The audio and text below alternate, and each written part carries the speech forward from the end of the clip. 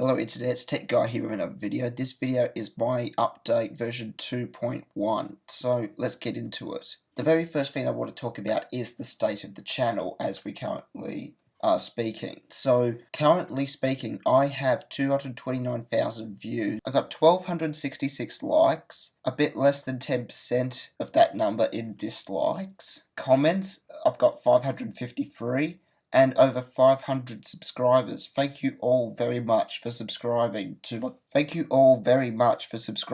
channel. The videos that I have uploaded, this is officially my 100th video that I have made. Only 93 of them are publicly available because some of them I released and then I got rid of them and all that for other various reasons, and this is the 100th that I've actually made for this channel. So that's where the channel is currently at. Now let me talk to you about the future of the channel. Now, if I'm going to be up straight and honest and all that, I'm going to be more heavily focused on Twitter from here on out. Now this may sound odd, but I have been deciding, and I've realistically been having this thought for quite a while now, as to whether or not I should continue to be producing content for this channel. Now, it may come across as though I'm trying to give it up, which I'm not, because I've been deciding when to not necessarily give up on producing content for the channel, but rather, if I have to do so little, what do I do it based on? So in the sense of, if I'm going to continue to make videos for this channel, what am I going to do it on? And just stick to that specific group of videos, and that's it, and don't do anything more broad. Now, this may come across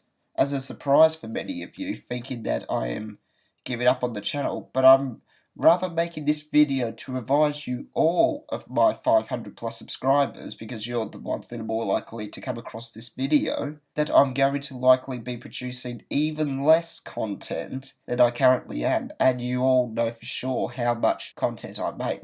I probably make a video every 2-3 months, so I'm going to be probably making content even less than I currently am, and that's mostly the reason why I made this video, is to forewarn you about that happening. I started this channel as a hobby way back after my high school exams. Since I started this channel, it's been 2.5 years, and quite honestly, I didn't expect even beyond the first video I ever made. I thought, it may get 1 or 2 views just by the off chance, and that's it. I had no real intention on starting the channel or anything like that in that regard. I was more one of those that made an account so I could subscribe to all the channels that I want to, so I can follow everyone, and it's easier for me to watch all of my YouTube content. And I'll tell you one thing for sure. As soon as you get a YouTube channel, even if it's just to watch and manage content, the amount of videos you're going to watch will skyrocket. I am not kidding. It's taken over my day. I probably watch on average from anywhere up to 5 hours of YouTube a day. It's really, really taken over my life, I guess you could say. But I'm letting you people know that I am likely going to produce less content. Now, why is that? For starters, I am getting towards the end of my university degree, as I'm in my almost halfway through my 3rd year at the moment, of which it's a 3-year degree, of which I finished at the end of this year, if all goes according to plan, and then I basically have to go out and try and get a full-time job or a graduate position somewhere, or do something like that. I have also been making mobile applications recently for the iOS platform, that is for the iPhone and the iPad and iPod Touch, with one on the App Store already that I did for a university project, which is under another person's account, who I will remain anonymous for privacy's sakes and all that. And I have a few more that I want to work on in terms of ideas and all of that. One of them, in fact, is for a lecturer that said, well, I'm basically a top student, and he wants me to work with him and make a application for a conference in terms of scheduling and all that. And there's even apps within the family and all that. And there's some that I personally want to make that I see that have potentially big potential in the long term, but it's the old thing of, you can do all these things in life, but you only have so much time. And that's kind of the reason why I'm going to be producing even less content. I started this channel in 2012 as more of a hobby, since I knew so much about technology and the mobile space of technology and all that, that I believed that people would benefit from my thoughts that I had to share. That is exactly why I made this channel.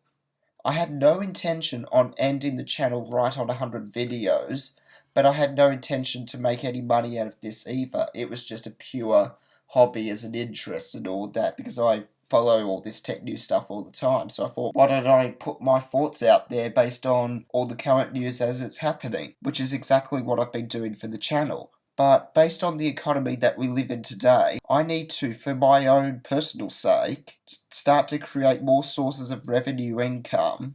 As you can probably tell, everything is revolved around money in life. So my current view on YouTube, I just want to go over quite a few areas of YouTube and all that, give you my whole summary, I guess you could say, in terms of what I've learnt from all of these years, and provide that to you, the audience, because there'll be a lot of you, I'm sure, that want to produce content and all that, and want to know where the future's going for all these tech companies and YouTube and all of that. So, to get started, it is an awesome platform, YouTube, for users to watch content. It's an okay platform for people to create content. But ultimately, the only people that are going to have any success on YouTube are those that make viral videos, to be honest, or those that have been around since the beginning. So, in terms of the videos I watch, there's Chris Perillo, Techno Buffalo, CNET, Lamar Wilson, Marquez Brownlee, Austin Evans, TLD Today, Soldier Knows Best, and so many others were there since the start of YouTube in 2006 or 2007. And because they've been around for all that time, because they were one of the first, they were able to get the most views and all that because they were one of only a very few number of people that were on YouTube itself. Now it's so easy for actually anybody to make a channel, hence, like what I've done. Also, it is easier for them as it is more like a full-time job. Techno Buffalo, they probably push out half a dozen videos a day. Chris Perillo, he does probably 3 or 4 videos a day by himself. CNET, they do about a dozen a day. Lamar Wilson does quite a few a week. Marquez Brownlee, well, the state of quality he's got, it's no one's going to match what Marquez Brownlee can do. That's why he produces so many videos, but what he actually produces is so, without swearing, awesome. Same with Austin Evans and TLD Today and Soldier Knows Best and all that. So, if you basically regard YouTube as a full-time job, where you're pushing out multiple videos a day, you'll be able to have success. So because these channels have already built up a foundation, it is a lot easier for any video that they push out to get views. Which brings me back to Twitter. I get more impressions, which is what they call it on Twitter and all that, but basically that's views, of my tweets. I get more from a 2 to 3 minute crafted tweet than I do working on a video for 6 to 12 hours, depending on what the video is, obviously. But that's basically showing you that in my analytics and all that, I'm getting more views per tweet than I am videos.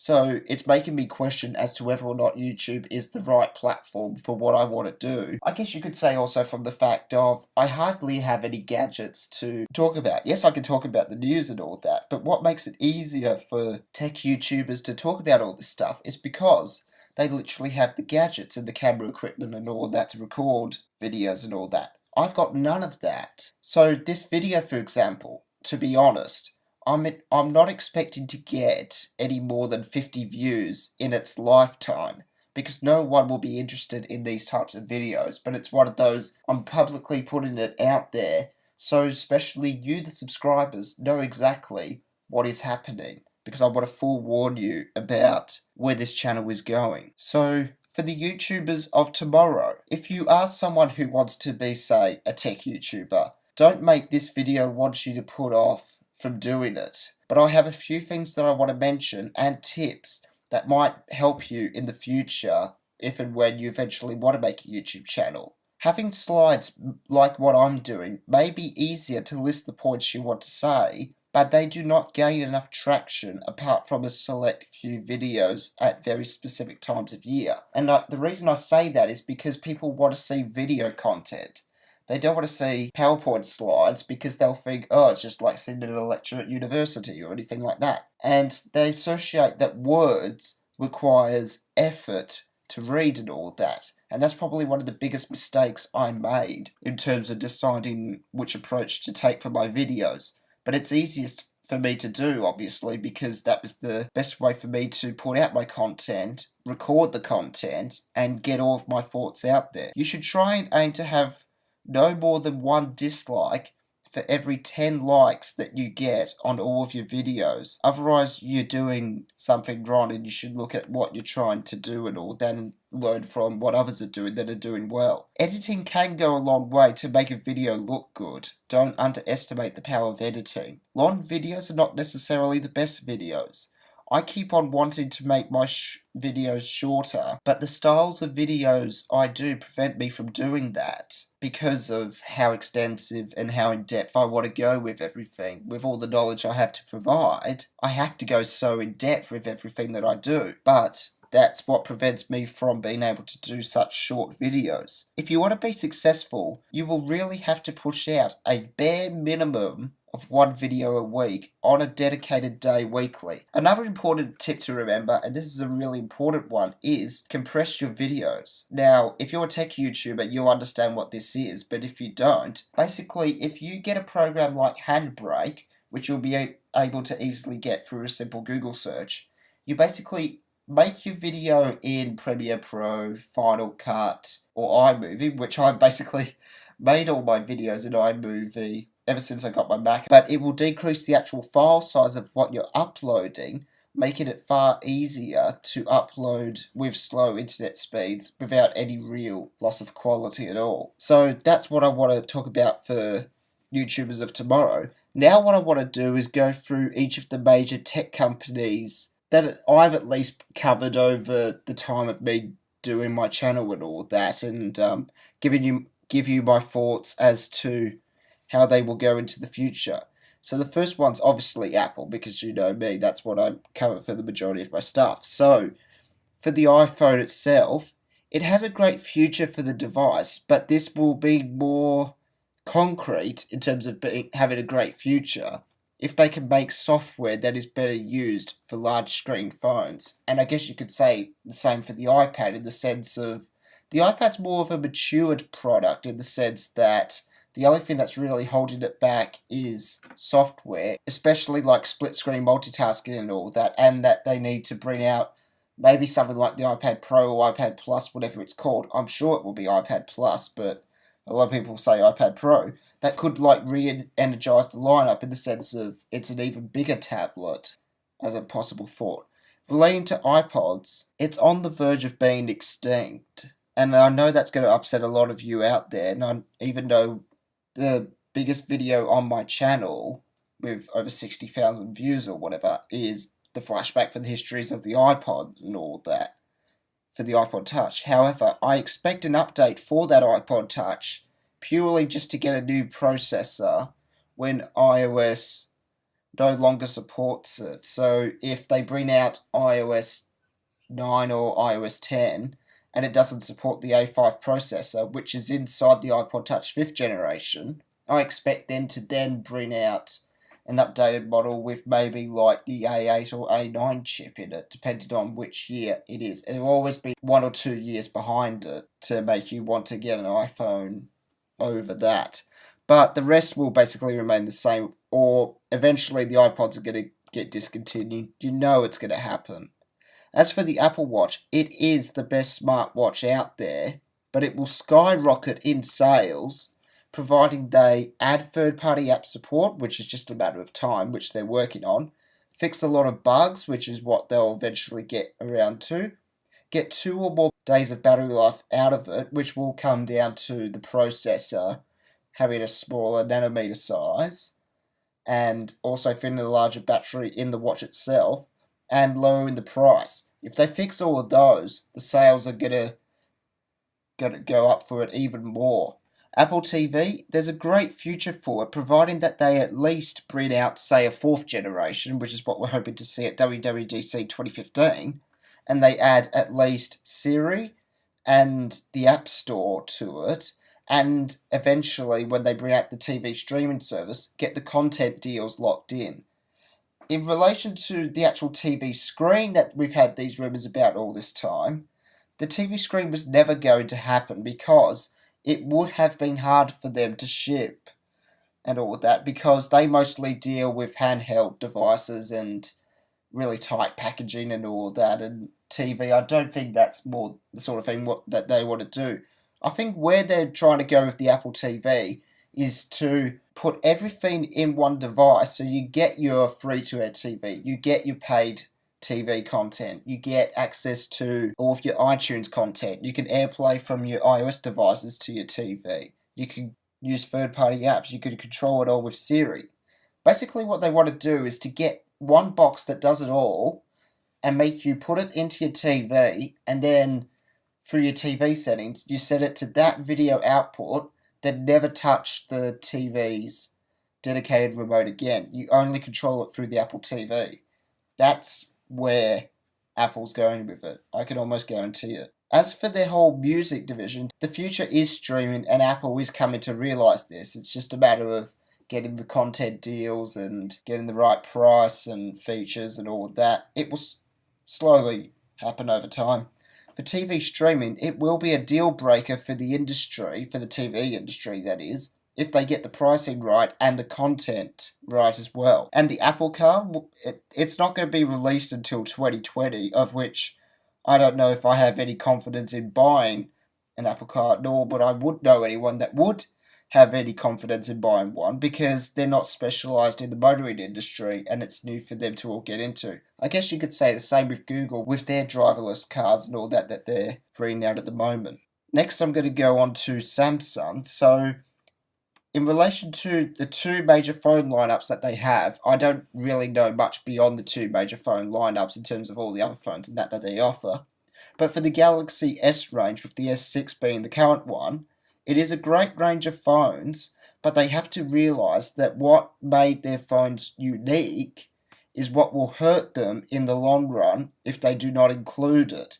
So it's removable battery, micro SD card. So if in the S7 they add those two back in, well, sales are going to go through the roof. As for the Samsung Galaxy Note series, it will remain a strong product for the company, providing they keep the micro SD card slot and removable battery, and they don't necessarily add technology for technology's sake. Yes, they might go like 4K screen and all of that, but what's the point going to a 4K screen if you've got a 1 hour battery life? I mean, you get an average battery as it is with a Quad HD screen, so why not just go Full HD and get an even better battery life out of it? That's what I seriously don't get with Samsung when it comes to adding tech stuff to their products. So that's for Samsung. Next is Microsoft. Windows 10 is going to be more successful compared to Windows 8 and 8.1. I am a person, obviously, that is even looking into getting it as my only Windows OS in parallels on my Mac, because at the moment I've got Windows 7 and Windows 8.1 in parallels, which I'll probably get rid of one of them and then might upgrade the other to Windows 10 if and when that eventually comes out, and if it's compatible with the current version of Parallels that I have. If not, then, well, I obviously won't. Microsoft have to learn to not take away fundamental features from their software, and they will continue to remain strong into the future, such as the start button in Windows 8, getting rid of that. It's as simple as that. As long as they keep the fundamentals there, they'll remain strong into the future. And definitely looking forward to the future of HoloLens, which is Microsoft's augmented reality headset. Next is HTC. They need to add more to their flagship phones, especially in regards to software. Fix the bloody cameras. That's what's holding them back. Since the HTC One M7, that's been holding them back because they had the ultra pixel camera, then again in the M8, then they got rid of it in the M9, but the camera is probably even worse. What they need to learn is to not release multiple variations of the same flagship device, with some being superior. So you've got the HTC One M9, then you've got the HTC One M9 Plus. It's got a fingerprint scanner. It's got a 5.2-inch screen. It's a Quad HD screen. And it's got the dual camera lens on the back like it does on the M8, with the 20-megapixel lens from the HTC One M9. They're basically killing their business by doing that. So if they stop making stupid decisions like this and add more useful software features I guess you could say like what Samsung's doing and all that to their lineup, while keeping their consistent sense look and all that, I get that. But adding features like split screen multitasking and all that, then HTC does have a good future ahead of them. As for Sony, the PlayStation brand will continue to be the strongest into the future for any video gaming company, no doubt. Their TV lineup should remain strong provided they have great profit margins, that is to keep their business financially viable into the future. Smartphone market is good for them, but I see them eventually stopping creating any phones. The only thing they can seem to get right is the camera, from what I've seen and heard, and I've even tried them out in stores and that before, and I wasn't really that impressed with them. The last one is Nintendo. They have a strong future ahead of them, no doubt, because you've got the Wii U. Yes, it hasn't been selling well, but you've got the 3DS and all that. That's been doing well, especially with the new 3DS. Heck, I've even got one. They've got a strong future ahead of them, and then they've got the quality of life program that they want to introduce, and then there's the NX, which is going to be incredibly interesting, and I hope it is unique to the point that it will help the business into the future.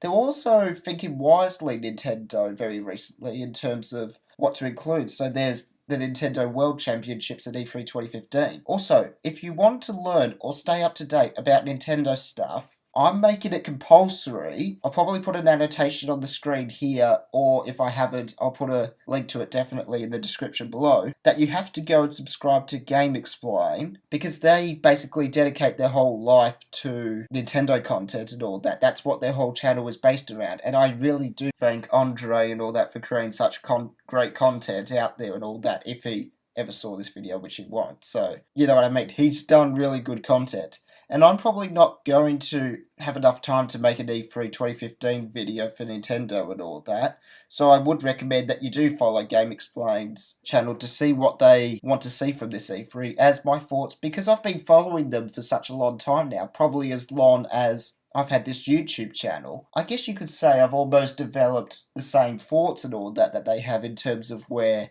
they should be going. And it's probably the biggest way I stay up with Nintendo news apart from Nintendo itself. So that's how I'm able to come across a lot of ideas and things and little tidbits and stuff that they find in all their games and all that. It's really, really cool. So definitely check them out. To wrap it up, thank you. Thank you for watching this channel. If you've started it watching all the way back from December 2012, or if you've only just started watching my content a week ago, thank you very much for watching all these videos. I really do appreciate you watching my content and all that, because it made the effort that I put into all these videos more worthwhile doing. And I will be obviously making some more videos into the future. How much further into the future and how much more of it, I obviously do not know. That's why I'm forewarning you with this video. So I'm going to wrap it up now with a montage of basically the highlights of the tech industry, that is, for all the stuff that I've been highlighting and talking about over all the various years since I started doing this channel, as a kind of a reflection as to how far I've actually come with the channel and all that. And thank you very much to everybody that's made me get the view count to 230,000, everyone that's liked, not the people that dislike, to be honest, everybody that's commented, and especially you subscribers, all 500 of you. So that's it for now, and until next time, here is the montage.